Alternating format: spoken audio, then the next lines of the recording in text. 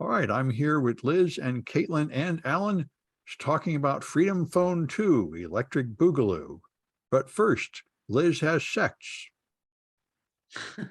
Well, we're going to start off the first with the first article from Motherboard, and the headline is "Code Breakers Find Sex Arctic Dispatches in 200-Year-Old Encrypted Newspaper Ads," and it's a pretty cool story about the way that folks used to transmit messages sometimes across the world through printing them in the local newspaper in various ciphers. And some code breakers recently solved a mystery that's been ongoing for eons about some unusual ads that were published in a newspaper in the 1850s, and nobody could ever really figure out what it was all about. And people were just looking into this for years and years. It was a real sort of intriguing mystery. And they managed to decrypt one of the messages from the ads, which was essentially a postcard home back during that time. And then the sects refer to a pretty interesting, I had seen something about this before, but not really so in depth. It was about how folks used to write romantic messages to each other through encrypted messages in newspapers, and they would it printed, it would look something just like total gibberish, but then when you decrypted it, it would have these poetic and flowery romantic messages like, "I have the most beautiful horse in England, but not the most beautiful lady. Your silence pains me deeply. I cannot forget you." So And this is Ashley Madison, circa 1850. yeah, pretty much. Yeah. Yep. And what kind of encryption were they using? Different. Some of them were different ones. So like they haven't broken all the they haven't broken all of the they haven't decrypted all of the messages yet. So if you're really into this, you can go try them out yourself. They had some pretty good encryption systems back then. Yeah. And this one was kind of interesting because it had like little bits and pieces of clear text sprinkled throughout it. So parts of it were encrypted, and then parts weren't. So it was pretty cool. Yeah. I encourage you to go read the story. All right. And Alan has dangerous medical misinformation. Once again, we can expect this episode to be banned by the algorithms, the algorithmic overlords. And this time it's a study from doctors Al-Ali, Bo, and Shia from Washington University and the VA St. Louis healthcare systems. This preprint was published in mid-June, but I've hesitated to talk about it on this podcast, important as it is, just because it's not very uplifting news, shall we say. But in the interest of confronting unpleasant truths, and with your encouragement, Sam. Yeah, I never let that stop me. Yes, right. Well, it's not very good news. The authors, using the truly enormous database of health records in the VA system, over 6 million records, or nearly 6 million records, looked at health outcomes for people who had been previously infected with COVID once, twice, or more than twice, versus a very large control group that had never gotten infected with COVID.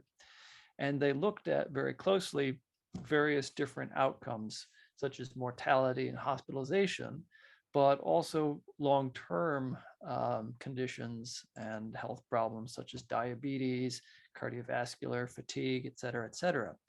And what they found was, well, not good. What they found was that upon first infection, on average, one stands to have a worse outcome across all of the different systems that they looked at. However, with each additional subsequent infection, the outcomes were progressively worse and worse. And this holds true for all of the different sequelae that they were looking at. And so everything from cardiovascular to pulmonary to neurologic found that there were additional problems upon each reinfection with COVID. And although we're not talking necessarily about huge, massive numbers of people becoming deathly ill, we are talking about very statistically significant increases. So the hazard ratio of somebody who was infected just once for some kind of pulmonary condition was slightly over 2, but somebody who was infected 3 times, well, they're looking at more like 9 or 10. So that's a very significant increase in the relative risk, or in this case, the hazard ratio of developing some kind of pulmonary condition post-COVID infection. Anyway, as the authors say in their introduction or in their abstract, reducing overall burden of death and disease due to SARS-CoV-2 will require strategies for reinfection prevention. Which we are emphatically not doing in America. Now everybody's just out there pretending it's over. Very much not so. Every time I go out in San Francisco, which is probably one of the most politically liberal and probably one of the most, shall we say, receptive to public health messages, I see so many people not wearing masks. Yep. And if you go and do enough things out and about in the community, you are just bound to come across somebody who is currently infected. And if you come into contact with them, if you're wearing a mask, a good one, like an N95 respirator, you're probably going to be just fine, so long as you don't stay in the same room as them for 2 hours plus.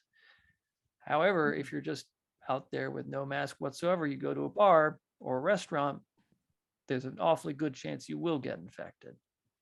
So there's that. 2 hours plus, that's interesting. Is that, What's that? 2 or more hours? Is that significant? Oh yes, well there has been some study of just how many viral particles one can expect to inhale per hour of exposure and per amount of viral particle saturation per cubic foot.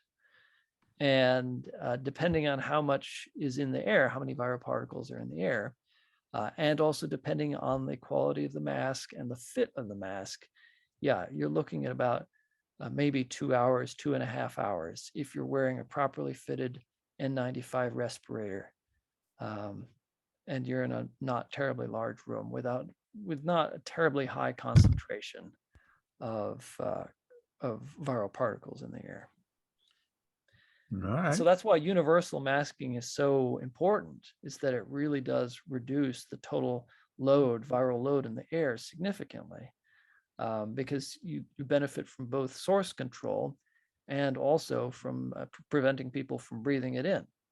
But if it's only if people are only wearing it to protect themselves, and so we can no longer count on source control, then yes, there's definitely a time window in which you're probably going to be okay. But beyond that time window, then you're probably going to inhale enough viral particles to get infected. Well, BART is going to resume their mask mandate soon, so that's Oh, they something. are. Oh, well, that's good news. Yeah. Yep. I'm still surprised that it isn't a rule on planes. I mean, that's just mind blowing. I know, and nobody does it. Not even 1 in 10. Anyway, I would say, just as a note of recommendation, since everybody's basically fending for themselves, the N95 first of all, cloth masks do not work. and surgical masks are not much better. N95 respirators really are the bare minimum, but still are imperfect because it's hard to get a good fit. If you want to really protect yourself, I recommend wearing an industrial style elastomeric, that is to say, rubber respirator. Those have a much better fit. And most of them do not have any kind of filter on the exhale valve. So if you're infected and you're exhaling through one of those, you're not going to be protecting anybody else. But on the flip side, if you're not sick, the seal is so much better than N95 that you're probably going to be able to be in a heavily contaminated environment for much longer without getting infected, unlike with just a disposable N95 respirator. Yeah, I went to Home Depot and got a P100 to wear on my airplane flights. Oh, that's good. That's Yeah. good. And it had the valve you described, but that doesn't matter since nobody else is wearing masks at all. Clearly, that's not a concern. Yeah, nobody cares. So Yeah. Oh well. Yep. I'm still not right from my last round with it in months ago. Yeah. I certainly do not want to get it again. Yep. You've had it twice or three times, right? Yeah, twice, I think. Yeah. Yeah. All right. Well, Caitlin has got net neutrality. Haven't heard about I that wish. in a while. I wish, but I wish I had net neutrality, and maybe my wish will come true. And that's what this article is talking about. So The Verge has an article written by Makina Kelly talking about some new bills that are being put forth by the Democrats. So what's going on? The Democrats have put forth a bill to reinstate or enforce net neutrality, which was something that was sort of eroded, I would say, in the previous administration. I'm not going to name names or point fingers, but some people are not big fans of net neutrality. So what is net neutrality for people that might not know?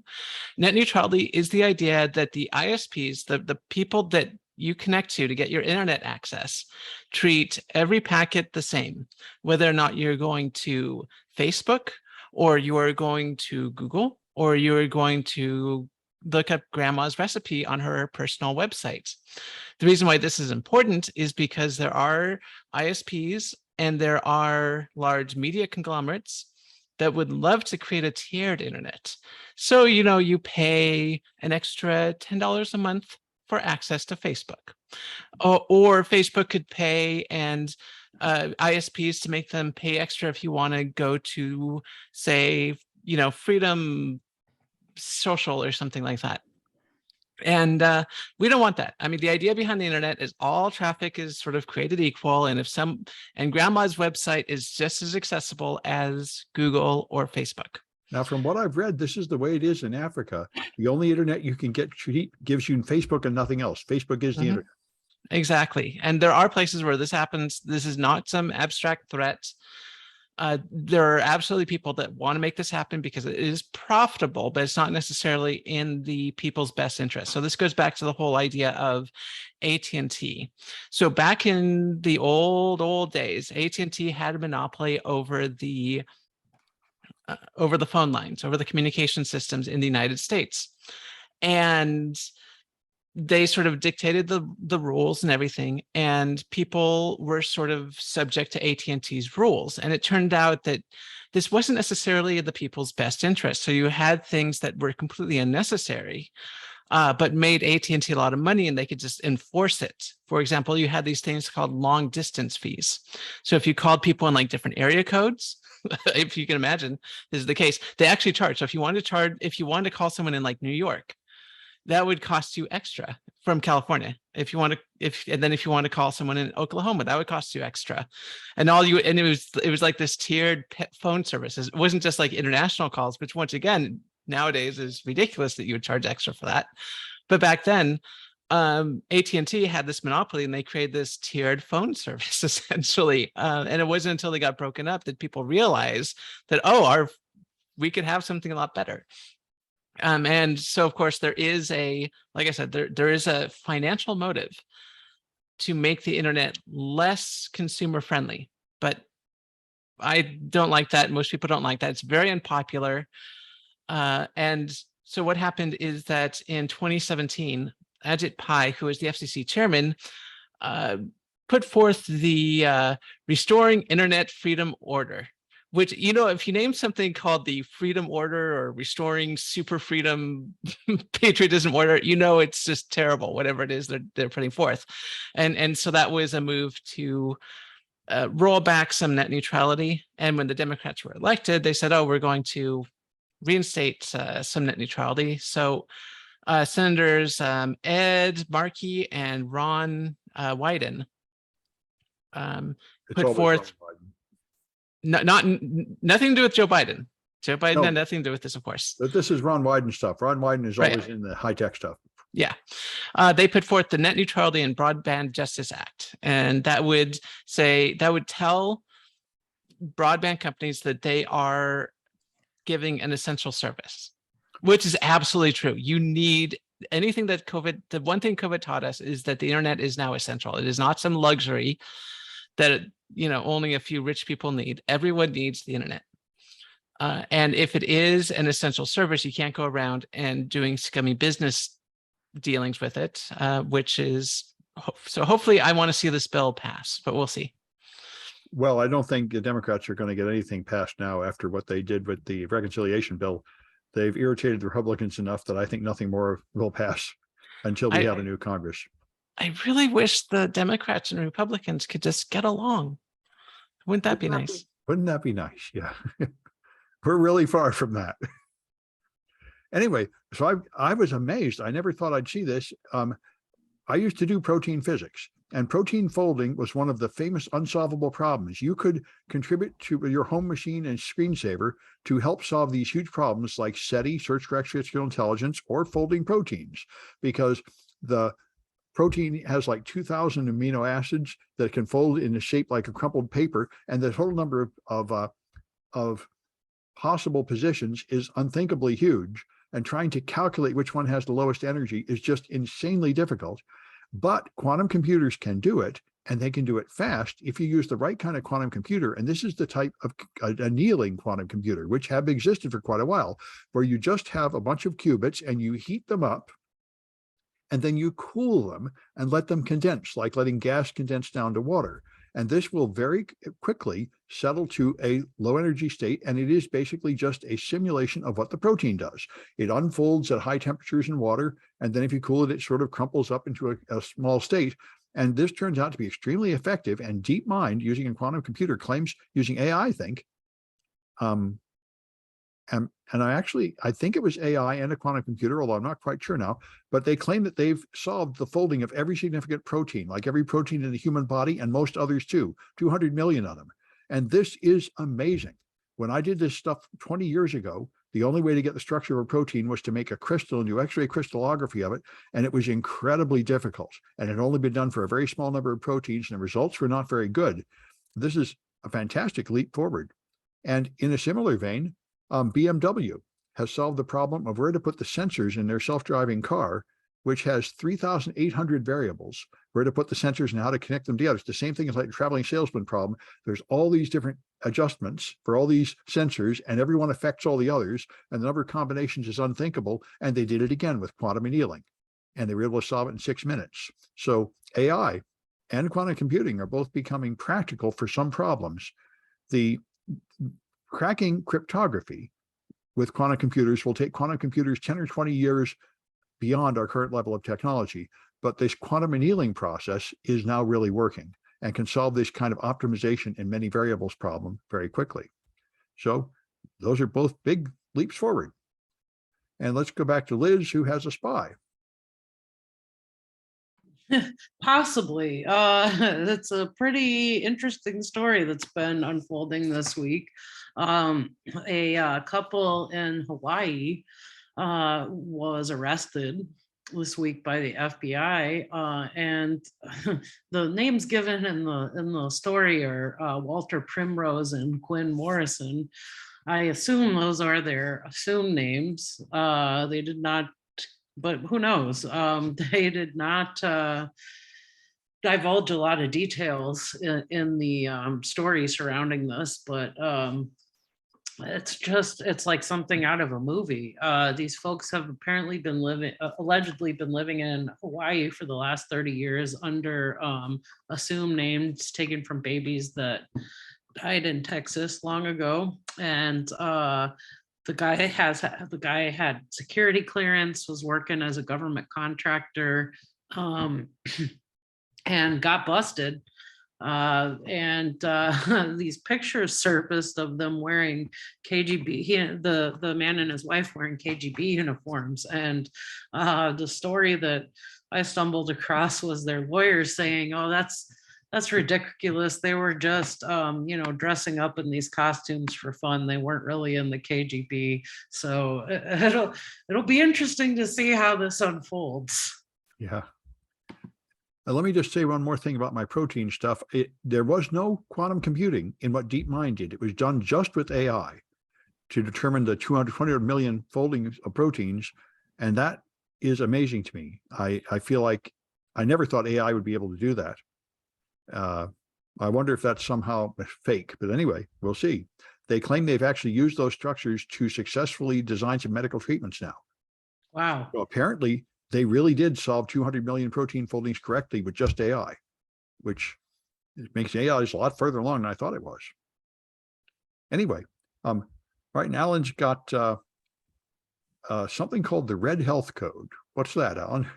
Well, this has to do with the COVID app that's being deployed in China. And in fact, that everyone in China is required to install on their phones so that they can be tracked. If they come into contact with somebody who's known to be infected, then they themselves will be red flagged through this app, and then they will not have access to certain facilities based on that. And so when various apps, technologies like this were first talked about a couple of years ago, there was a lot of suspicion, shall we say, and suspicion about how it might be abused by governments.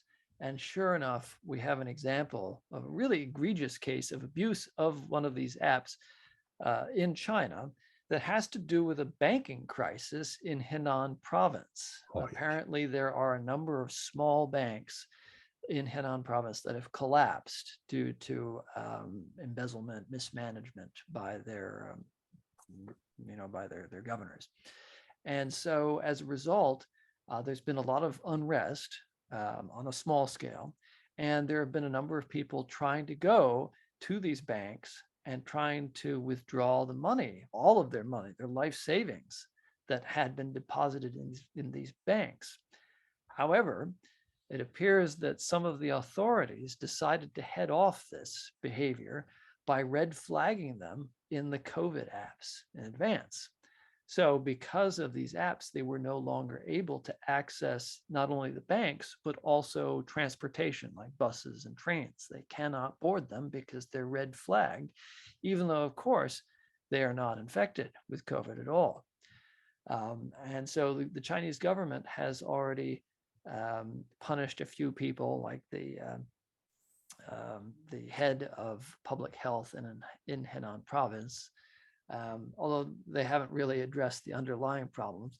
But it is a very interesting example. We finally got a situation where a so-called health app developed for COVID has been leveraged by government for a completely different reason and in a very corrupt fashion. Yep. Just what you'd expect. All right. And Caitlin has a nuclear reactor.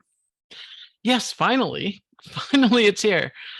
So let's take a look at this article. Ars Technica has an article by John Timmer talking about a new nuclear reactor that has just been certified. In fact, this is the 7th nuclear reactor certified by the Nuclear Regulatory Commission in all of American history. Now, this one is very unique, though, because every previous reactor design had to be built on site. This is a portable, quote unquote, portable nuclear reactor that can be built somewhere else and transported. So you can order it on Amazon. Yes, you can have your own nuclear reactor, and it takes uranium fuel rods, and you can, it works just like any other nuclear reactor where it has like water coming in and then it heats up the water and goes out the heat pipes. And it, you can use it to turn a turbine, and you can have your own nuclear reactor. How awesome is that? That's awesome. So I'll go into a few more details. The reactor is by new scale, and some specs on it. So like I said, it uses uranium fuel rods, like they all tend to do. And it is 76 feet tall and 15 feet wide. It is a cylinder, and each one of these nuclear reactor rods can produce about 50 megawatts of electricity. I And bet they'd like to buy them in Texas. yeah, oh, I bet they would. So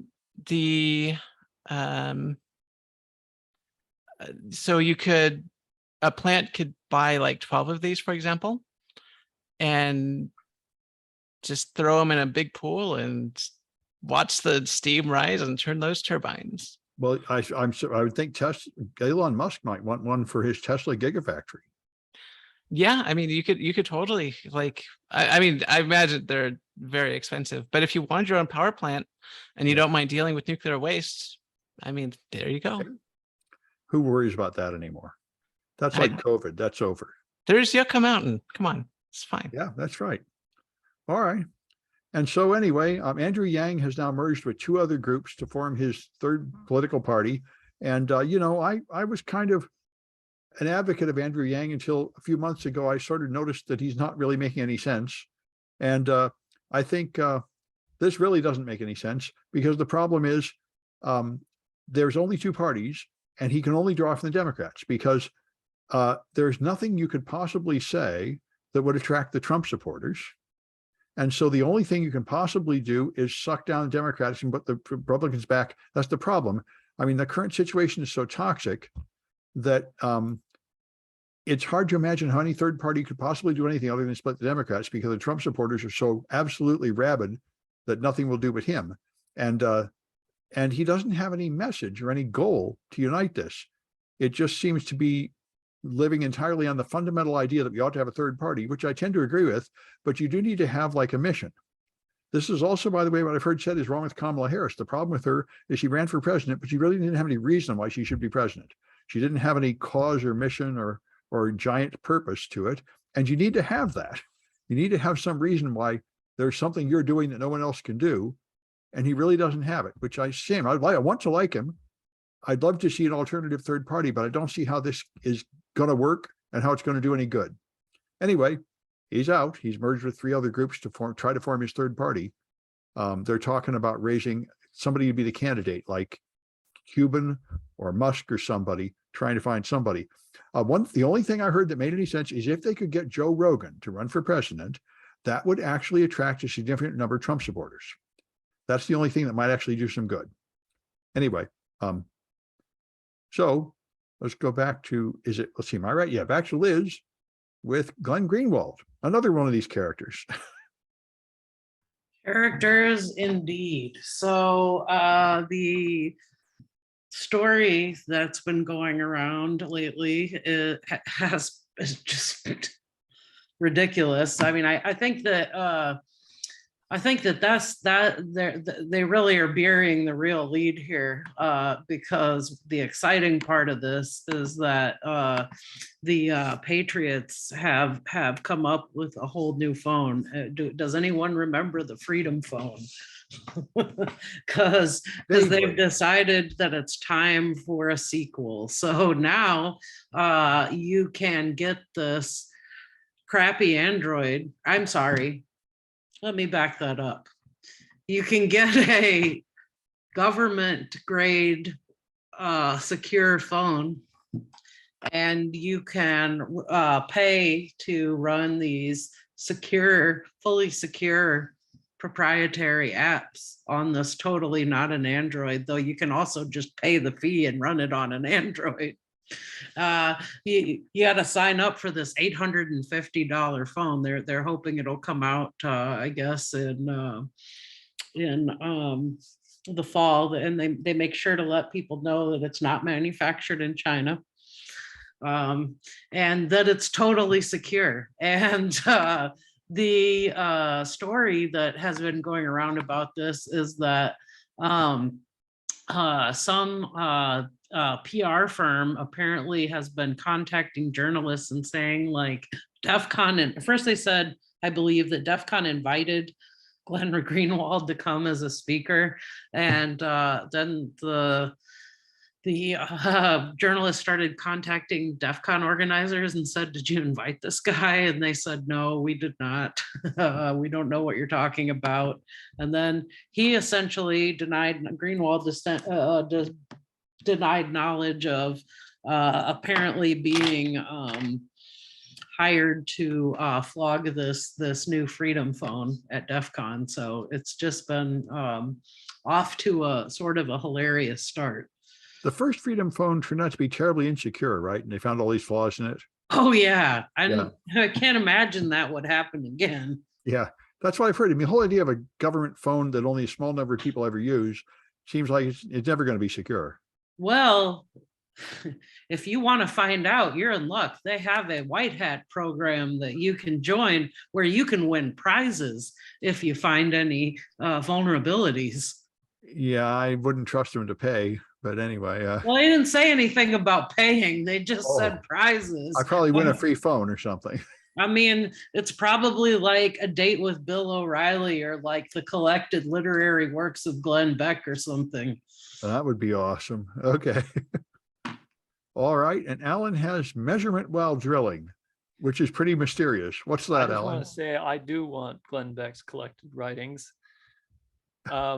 No, mine's about mud pulse telemetry. All right. That's as clear as mud. Yes, well, we're all familiar with the various media for signal propagation, like the air for radio and glass fibers for But I never fiber thought optic about light. mud being used for that.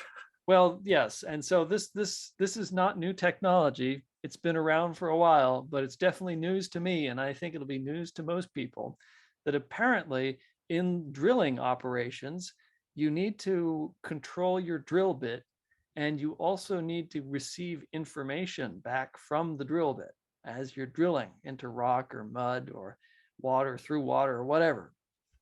And so the question is, how do you do this? And apparently there's this technology called mud pulse telemetry, in which signals propagate through the mud, the drilling mud, which is a lubrication fluid that is actually mostly just mud. And that it's possible to get transfer rates of up to 40 bits per second through the mud. And I just think this is an awfully interesting technology. I mean, it's pretty complicated, but there are different manufacturers of this, and there are different types of equipments. There are 3 different types of mud pulses that can send the signals from the down hole to the up hole, and they can send signals over tremendous distances, 30, 35, even 40,000 feet. These boreholes can extend. And Sounds like it's sort of like sonar. well, no, it's actually transmitting digital signals or digital information. Is it a pressure wave or an electrical wave? It's a pressure wave. Okay, so I think it is like sonar then, sort of. Well, yes, except that you're not counting on any kind of reflection. Right. It's unidirectional. Okay. And the signals do attenuate over long distances. So once you get out to 40,000 feet, then you're talking more like maybe 1 bit or even half a bit per second. So clearly the technology does have some limitations, but it's still a lot better than trying to send, say, a wire down the whole length. That apparently has been tried many times and is complicated at best, or trying to send an electrical signal through the pipe itself. That Right. too does not work if you are drilling through a lot of water, for example. Mhm. So apparently mud pulse really is state of the art when it comes to drilling technology. Yeah, that's cool. So if you have a metal pipe that's connected to a drill bit, you cannot simply add a voltage to that pipe and receive it on the other end? apparently that can work, but only for shorter distances and not in salt water. I would think because the rod is more conductive than the salt water, and that it wouldn't make that much of a difference. But I mean, obviously, if you have other stuff there that's leaching off the voltage, then it could act as a voltage divider. And Yeah, I think the salt Yeah. water would create attenuation. I don't think it's attenuation. Because if you were to put the rod in plain water, I mean distilled water, I should say, it's not going to do anything. It would just act as an insulator. If it's in salt water, then what would happen is that it would start conducting if there was something to conduct to, which means that there has to be a voltage differential. And I suppose it could go to ground, but there's going to be a bit of resistance involved compared to the straight pipe, and that would create a voltage divider, which I guess would attenuate the signal pretty drastically. Yeah, I'm thinking as the charge goes up the pipe, it will attract electrons from the medium around it and do work on them, and that work will be energy subtracted from the signal. So it seems like it would have to create attenuation. I mean, it would obviously attenuate. There's no such thing as a perfect conductor. Yeah, but I it would mean, there's attenuate going to be more. resistance, but The salt would make it attenuate more than, say, vacuum or distilled water, because it's going to do work on the salt as it moves up. I mean, that's one way of looking at it. Although I don't think I don't think if it was just salt, like if you had salt water in a glass, Mhm. I don't think it would attenuate. But if you have salt water that connects it to, say, other minerals like iron, that could then conduct and then act as a ground. No, I don't think so, but anyway. For the current, because Anyway, you have to. Anyway, yeah, okay. You're yeah. the one studying antenna theory. This totally should be a problem in your antenna theory book.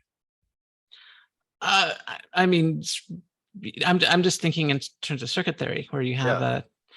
But circuits are in equilibrium.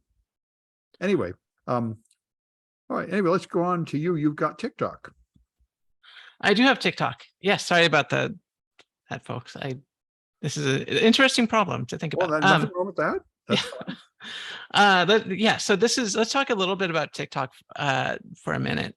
So Bloomberg has an article written by Olivia Solon, talking about how the Chinese government, it was made public that the Chinese government asked TikTok to make a public facing fake entity to spread propaganda in Western United States, UK, etc. countries, to, destabilize the United States and destabilize Europe. And this was something that I was very concerned about when TikTok blew up. And I'm usually not a big, I don't trust the government, I don't trust this, I don't trust that. But the one thing I don't trust and have never trusted is TikTok, because I know how the Chinese government operates. And I know that if a Chinese-run business, which TikTok is, becomes popular in the United States, the Chinese government will try to use that platform to spread, propaganda and to, maybe spy on users. They would love that. They would absolutely love that. Now, apparently, I do want to give TikTok credit because they denied the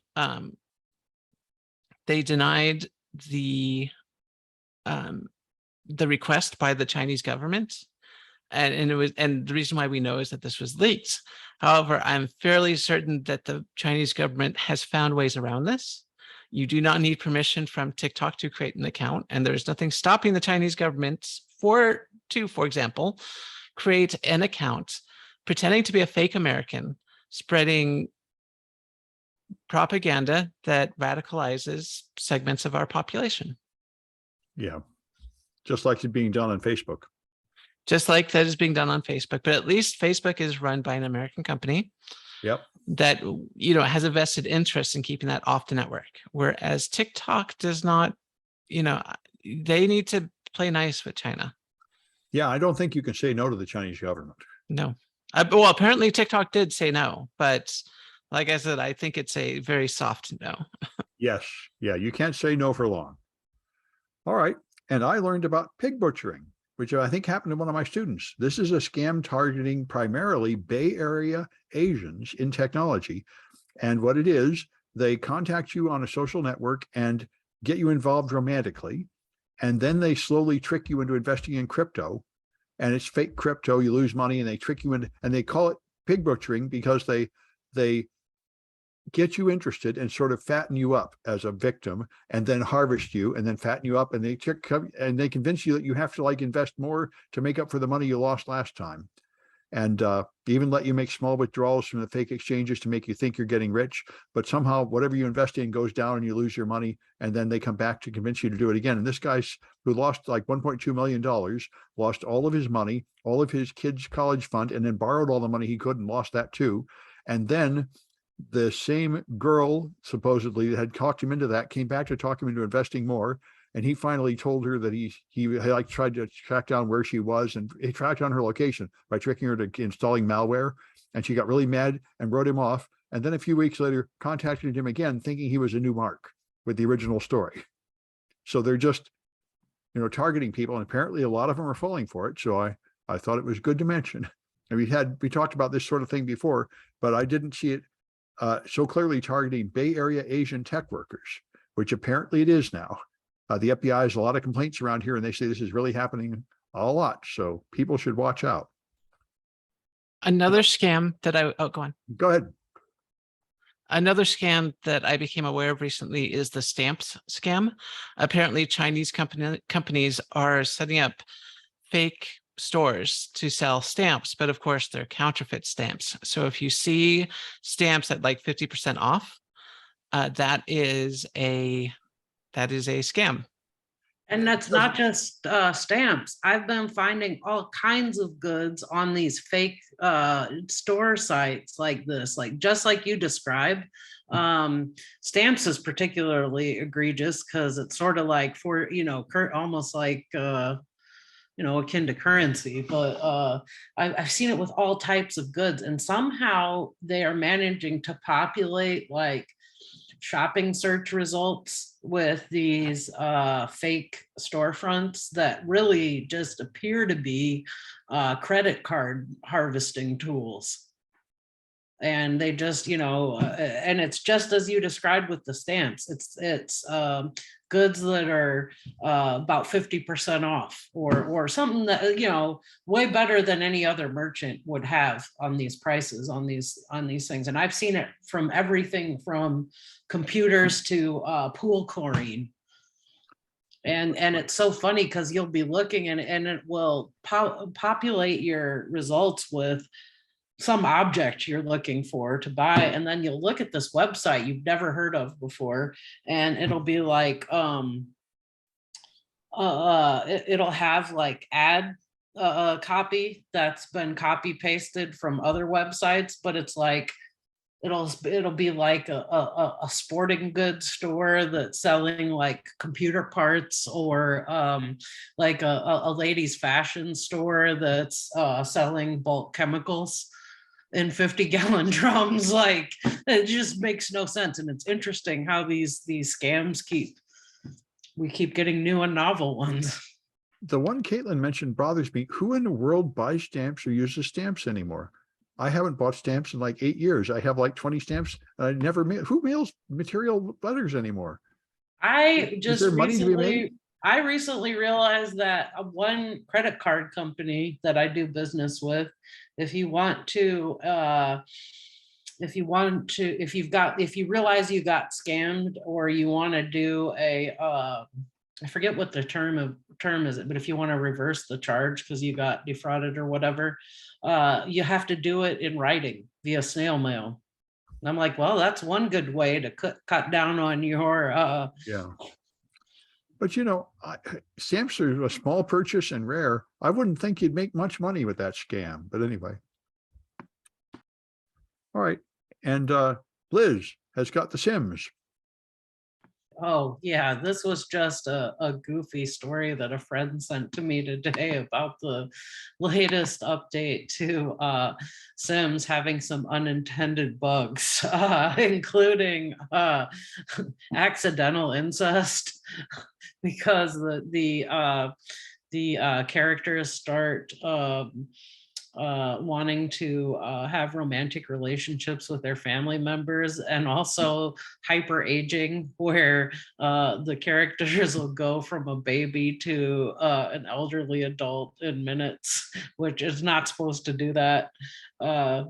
Pretty amusing though. Yep, yep. Design defects in the, Yeah. And by the way, Sam, you asked earlier about what kind of encryption they used Yeah. in those messages, and the answer was actually very interesting. It was based on essentially and I don't, of course, have it pulled up in front of me anymore, but it was essentially based on a system where sailors would use like 4-digit or 4-character codes in order to substitute for semaphore flags. The type of flags that sailors would use to send messages to each other across great distances when they're on the water, and it was pretty fascinating. The name of it is Marriott or Marriott signal flags. mhm. And somehow you encode those as letters. Yeah, they have a system to use 4 letters for each flag. Okay. Sounds good. Pretty cool. Yeah. All right. Well, I think that's it for this one. And we'll be back on Tuesday in the morning again, I think.